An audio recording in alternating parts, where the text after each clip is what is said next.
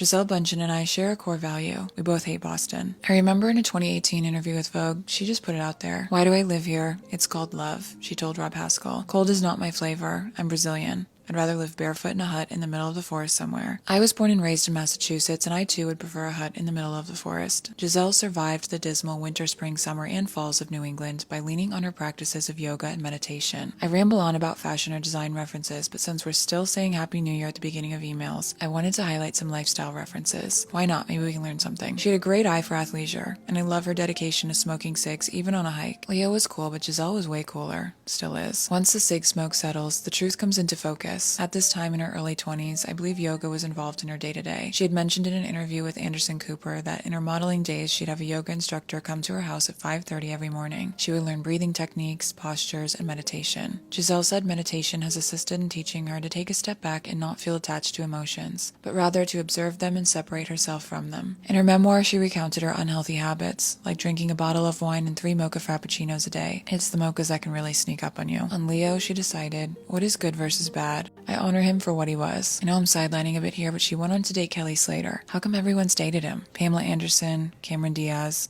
It's your routines that make you who you are. Gisele has a composure that comes from creating that foundation for herself. She steadily practiced dance, yoga, and jiu-jitsu, which is where she met her instructor that would later become her husband. I'd also like to remind you that Priscilla Presley dated her karate instructor. So if you're out here wondering where your guy is, he might be at the dojo.